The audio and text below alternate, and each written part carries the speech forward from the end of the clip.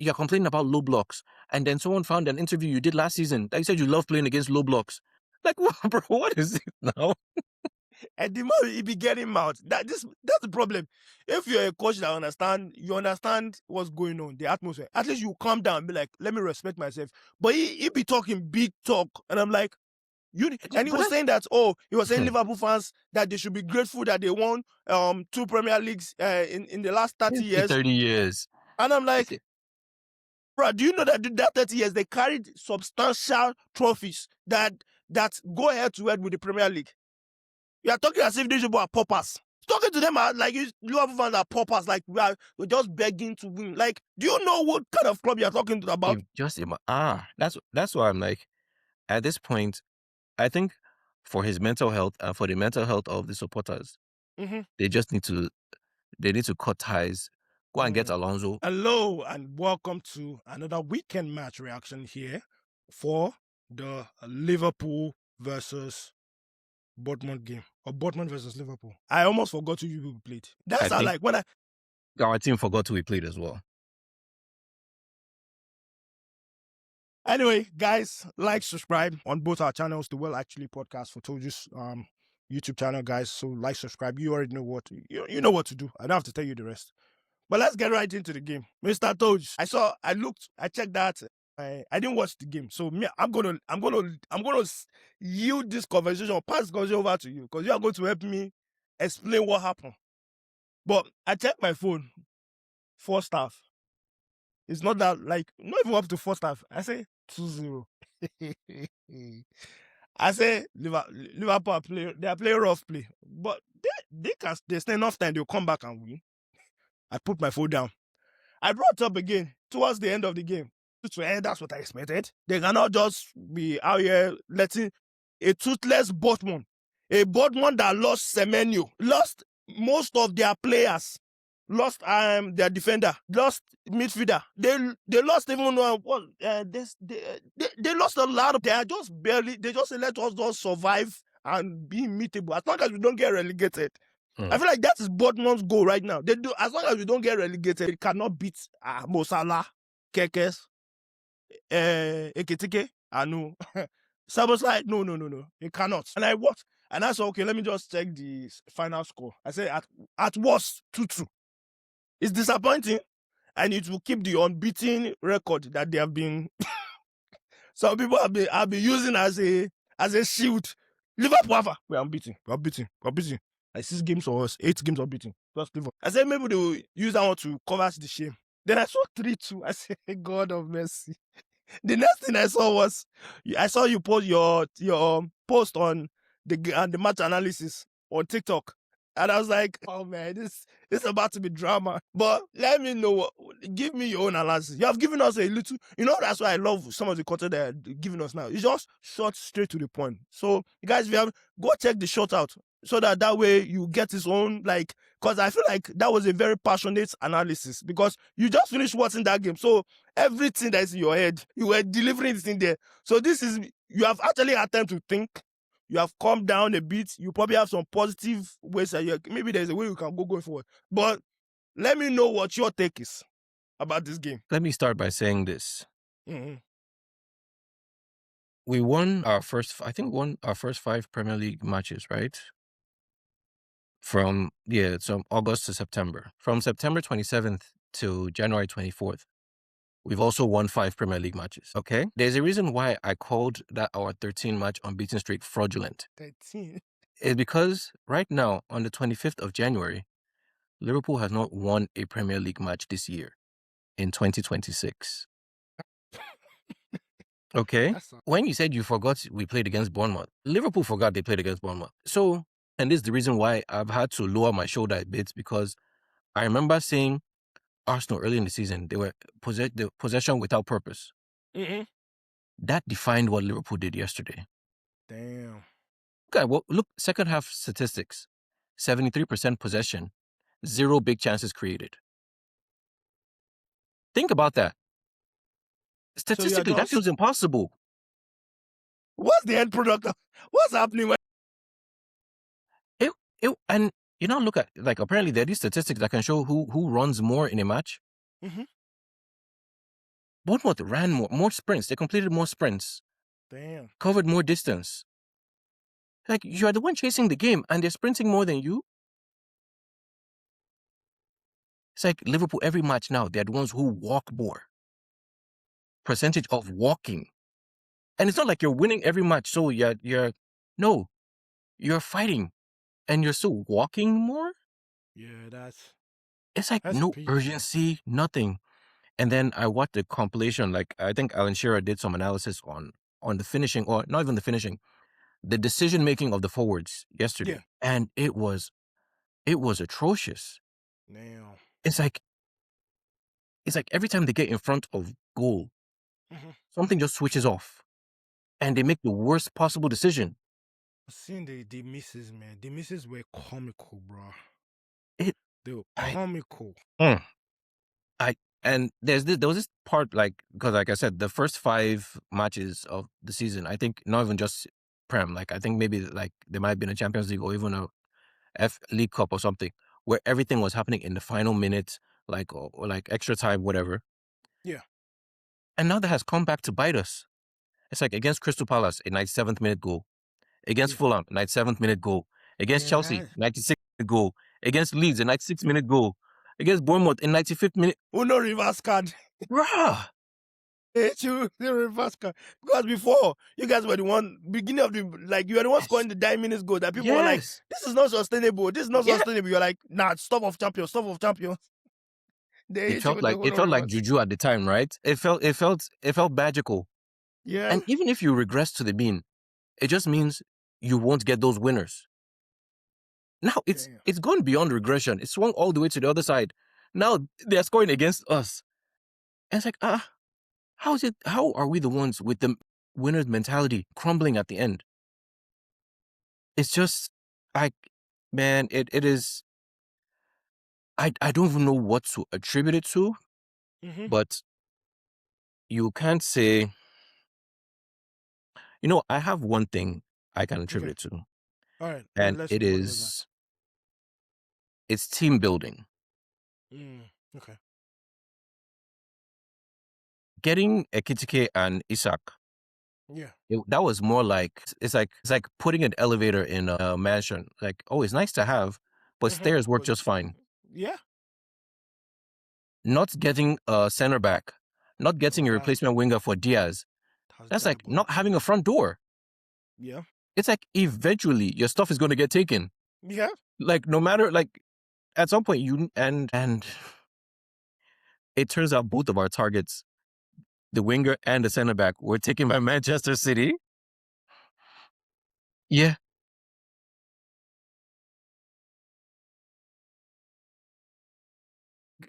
They didn't even have to do leg work. They didn't have to do any scouting or nothing. They're like, he's free, right?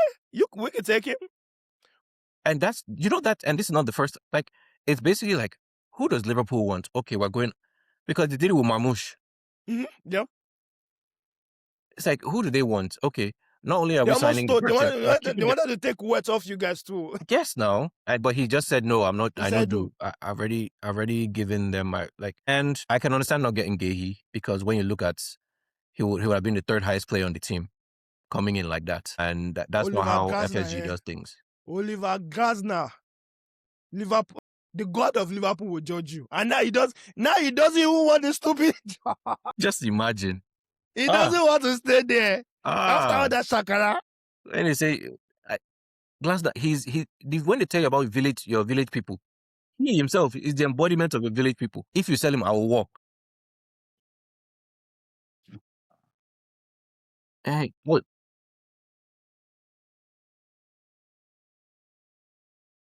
Bruh, I don't. You stayed. You haven't put them in a worse situation, because now they are in Europa.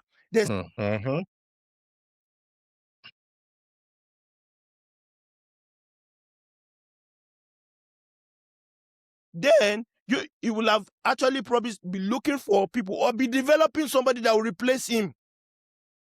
So even if they have sold him in that summer transfer window deadline, if they couldn't get anybody immediately, they could have looked for some sort of emergency loan, or even start developing a player that will understand how Gay plays. Because the way Gay went to Man City, lets me know that they expected him to go for free. Mm-hmm. They expected him to go for free.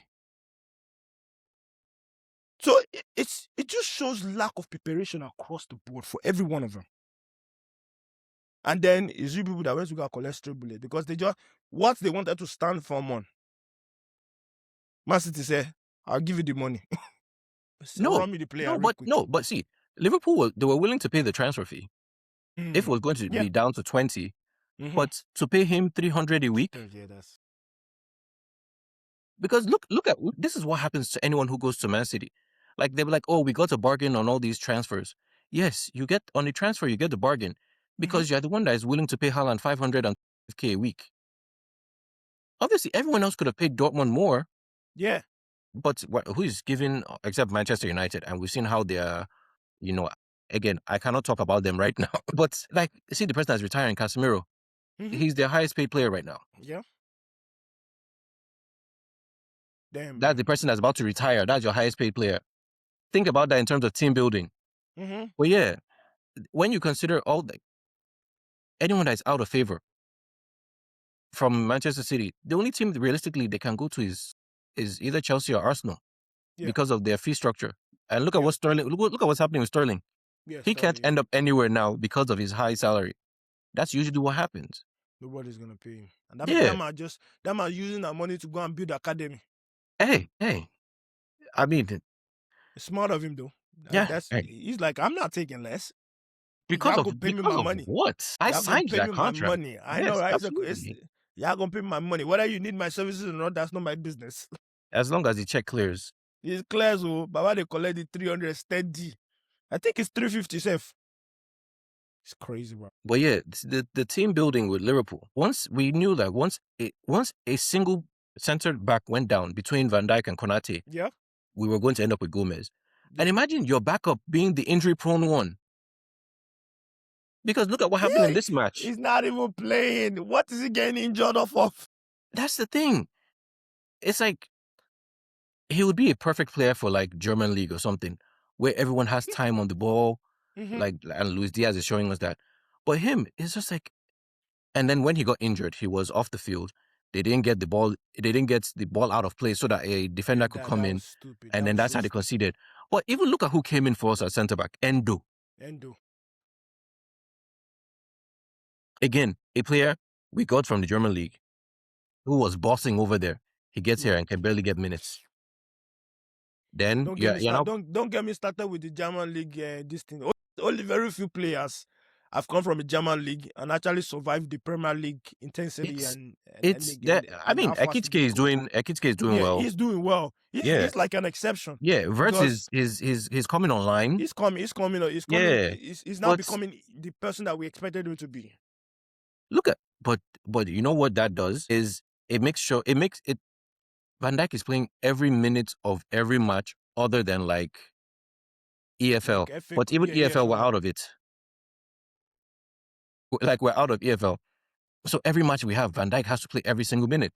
So when we're actually talking about fatigue, it sounds like an excuse, but it's an explanation. It explains why certain things are.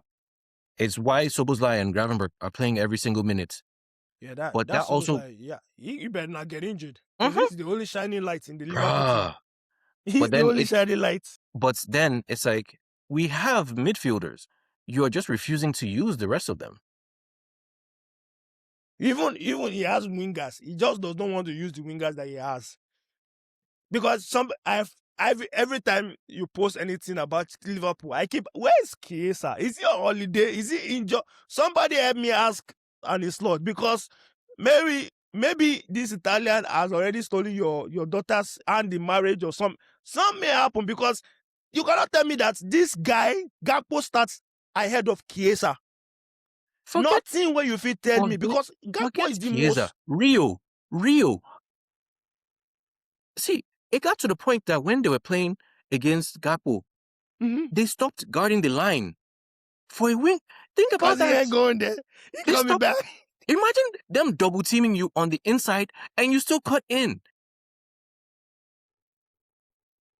What are we doing? And you know what? Let's say he was like, okay, I'm going to prove to everyone that my best is better than their best, I'll put my hands up. I'm like, you know what? You got it. Yeah, if you're doing a Robin kind of thing, ain't nobody gonna say anything. No. Because Robin, everybody knows what Robin is going to Yes. do. But you cannot stop it. Your grandfather, grandmother, they can't stop it. Blind them up on the post. You're not stopping the goal. Nah. But You're not Gakpo, him. no, You're not Gakpo, him, everyone can stop him. In fact, there was a time where when Vert scored, it almost seemed like Gakpo was going to close him down. I'm like, bro, what are you doing? Like, are you just addicted to being in that position? Because at that point, Ekitike had to go to the left wing to hit the byline and pull back for Vert. And this guy he almost ran out. I'm like, bro, what are you doing? It's like, I was like, thank you for your service. I don't need to see him as a starter anymore. I don't need to see him as a starter. And there's no work rates, like tracking back or anything, like applying pressure, getting the ball. Like, okay, you lose the ball, jump on, like, because that's what Luis Diaz did. Luis Diaz was like, okay, I'm going to make something happen. I'm going to cause chaos there. If I lose it, I'm going to get it right back. And Bayern actually came, like, we want one of them. And somehow Liverpool gave up Lucho. But in fairness, Diaz was going to leave because of how low he was being paid. They weren't going to pay him. Yeah. I'm like, the money you were giving Gakpo, just say, give it to Diaz. But I think the decision had already been made. Yeah. It's like, yeah. So, That's but crazy. yeah, another winger we can trust because he obviously doesn't trust Rio, even though Rio saved some points for him.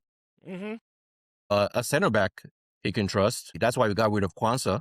Yeah, Kwanzaa. Yeah, I was gonna ask, like, what if you knew that you are not going to get the targets that you are going to get? At least delay the Kwanzaa deal until you know that you have secured the person that you wanted, and then you send him out. But you sold him. You know how early they sold him. But in fairness, we got Leone after that, and then he got the ACL injury. Then he got the ACL. That's true, sure. But because remember, Leone, he was on all the Golden Boy lists up to that point. Because Leone, he's still 20. Yeah, but trusting a young talent such as that, like, at least it's his first time in the Premier League. You will have at least slowed him in. You can't. Yes, but like, but that's what would have happened. It would have been like that trio: him, Konate, and Van Dijk. You should have gotten rid of Gomez. Gomez should have been the first one that you got rid of instead of Kwanzaa. Gomez has been injury process when. But remember, last season he started Kwanzaa with Van Dijk, removed him at first after halftime, and that was it. Never looked back. Defenders make mistakes. He's a young That's defender. He's just he doesn't forgive mistakes for anybody else except Gakpo for some reason. Gakpo can do no wrong. Bet Salah for 3 matches. Got rid of Kwanzaa. Stats. Yeah. And it's like, I don't know. It's just, it's disheartening because you're like, okay, no, maybe this guy can turn this thing around. No, it's the performance of the players. No, it's like, no. At the end of the day, like the mindset, the mentality of the team, it's what you get from the coach. And this is why this team was so different from Klopp's teams. Klopp's teams, you could see them running themselves into the ground. Yeah. You could see it because it's like effort and then running on fumes. This one is just no urgency. That's the difference. There's a difference between like going 90 miles per hour to run out of gas versus this one's like I'm putting on efficiency mode, I'm turning off the AC, I'm winding the windows down so that we can coast. And I'm like, bro, when you're driving, you're not keeping your eye on the fuel efficiency throughout. No, it's about getting to the destination. And it's just, it's why last season's win was so puzzling. Because it's like, was it the newness of Slot or was it the momentum from Klopp? And it was just, either side could claim something. And now both of those sides are now upset with Slot. And of course, they've made contact with Alonso, by the way. They've made contact with Alonso's squad, by the way. They have? I was just about to ask, is obviously given what he has done this for you last season, I think it would be disrespectful for you to sack him this season. What are you talking about? You're a Chelsea fan. You've had you people are Liverpool fans. I thought Liverpool fans don't do that now. That's why you saw me. I put my Liverpool cap on. But if you want me to take it off, let me take it off. Let me know. Is it fire him? Can he go? Let me put it this way. The last times that Liverpool had were in a position like this of like dominance and then followed by a serious drop-off was when literally all of our defenders got injured. Remember that season that we had I think it was like in an FA Cup final or something, we had Henderson and Fabinho playing centre back. Oh, yeah. I remember. Yeah. Yeah, so that was the season that we crawled into. I think we actually crawled into third place. We're fighting for fourth, but crawled into third place That's at the the end season of the Van season. Dijk got injured with Pickford, right? Yes. So that was because that was right after we won. So it was the season that the entire season was behind closed doors. So that was 2020, 2021. Yeah. So it's like it's usually something catastrophic that happens where like, okay, we can all point to this. It's not that the manager lost it. It's not. No, it's just this is like. But now it's like, okay, the Isak that you brought in, we said Isak was extra because you already had a Kitike. Okay, Isak is gone. Like, still, because we lost 2 forwards, we were supposed to bring in 2 forwards. So we didn't actually add, we just replaced. We lost centre back. Now, Konate is on compassionate leave. So that's why Gomez is in. But then it's like, all these matches, you're not losing because, oh, your centre backs are gone. It's like the tactical setup, the mentality. How is it that you're complaining about low blocks and then someone found an interview you did last season that you said you love playing against low blocks? Like, what, bro? What is it now? And the more he be getting mouth, that's the problem. If you're a coach that you understand what's going on, the atmosphere. At least you calm down and be like, let me respect myself. But he be talking big talk, and I'm like, and he was saying that he was saying Liverpool fans that they should be grateful that they won 2 Premier Leagues in the last 30 years. 30 years. And I'm like, bro, do you know that that 30 years they carried substantial trophies that go head to head with the Premier League? You are talking as if these people are paupers. He's talking to them like Liverpool fans are paupers, like we're just begging to win. Like, do you know what kind of club you're talking about? That's why I'm like, at this point, I think for his mental health and for the mental health of the supporters, they just need to cut ties, go and get Alonso, because so not even let him finish the season. Just no, thank you for because your services. So this is when you're following these things, you learn a lot. When he was at Leverkusen, it's like he'll leave for Bayern, Liverpool, Madrid, because those are the teams he played for. Yeah. And he said he would be intrigued by Man City. Yes. That's the part people don't remember. So when you said Pep should just win the league and leave, that is what would happen. That is what would happen. So Man City cannot get a hold of this. Cannot afford to let this go to the end of the season, because Alonso might not be Pep. Win or lose, Pep might just decide, I've done enough. 6 titles in 9 years here is good, and I'm done. He can decide that. Yeah. And imagine Xabi Alonso with this Man City squad. He will cook, bro. He will cook. Bro, he will cook. I'm just looking at the options that he has. If he turns it to that 3 at the back that he wants, he already has a centerpiece there, Gay. Then you have Gavido on the left side. You have one more defender that you can get in the market. There's Kosunov that likes to run up and down on the wing. Then just puts turns Doku into a wing back.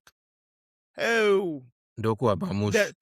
Then Mamouche, Semenyo, Haaland, forward line. Foden go and sit on the bench. Hell! Think about that for a second. Bruh, he will cook, man. Just think about that. The table's already set for him. He don't got to do much. And who's he contending against? Maresca. Maresca's Xabi Alonso. Come on. Guy, you want Club World Cup. Sit down there first. This man won the whole German league undefeated. Invisible in German league. And you are come on, sit down. Yeah, you're right. Yeah. So, Slot, go, pack your bag. Sorry. I'm saying, consider that after taking my Liverpool fan off and taking the lawyers, you are be going. Yeah. Be going. And by the way, Liverpool, we do this thing of we buy young players, keep them for a year or two, sell them for profit without them ever even entering the first team. But okay, so after they got Leone, 6'5", 6'6", They're like, you know what? Maybe we should do this a bit more often. They went and signed 2 half Nigerians, 6'5", 6'6". One's I heard from about that. Austria. I think the other one, I can't remember. I think the other one might be Dutch. 6'5", 6'6", straight into the under-21 team. I said, do you not see what's The happening? first team needs.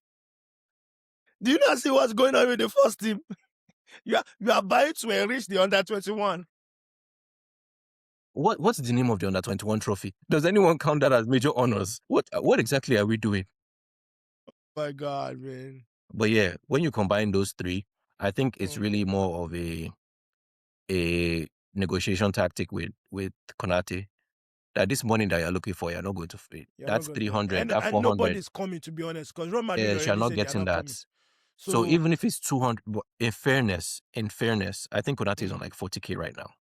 Yeah, that's crazy, man. That's crazy. But the same thing with Diaz is because of the club they came from, the league they came from. It's like show and prove. If you can't wait till you get to the end, then we can do a new one for you. But right now, they have this nasty habit of getting to the end of contracts with players. I saw a list that only 11 of our players are guaranteed to be on the team next season due to contract. Only 11. Yeah, that's crazy. 11. Anyway, we have had it here, guys. Liverpool fans, Toju has reached his limits. I think, and he tried though. In all fairness, he tried. He defended him. He tried to understand where it's coming from. He has reached his limit. Arne Slot, please exit before they chase you with Brumo. There's a way you can gracefully exit. Like you said, mental issues, things are not going well. I need to just step away for a bit. Leave gracefully before you are chased out with broom. Because don't let Liverpool fans change it for you. Because I've already started hearing booing at Anfield. They're already booing at Anfield, though. And Liverpool fans, if they change it for you, they see red like this. It's going to be hard for somebody to tell them to calm down, no. Go and ask Brennan Rodgers. Go and ask what are those coaches. Roy Hodgson. That was the darkest time of supporting Liverpool. Roy Hodgson. Don't let it get there. Slot, if you know what is good for you, pack your bag and leave. Voluntarily. They are saying it now. Anyway, Liverpool fans, let me know. Let me know. Do you feel the same way Toju is feeling right now? Have you reached your limits? You have hit this is as far as you can take this team with. Guys, let me know in the comments. I know a lot of Liverpool fans I'm going to be sending this to. I want to hear what their takes are. Put your guys.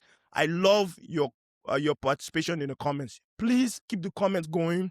I love you guys engaging, putting your thoughts in the comments. Like, if you don't agree, if you are let him stay till things get better, you are those Arsene Wenger in, guys, let me know in the comments. I want to hear it.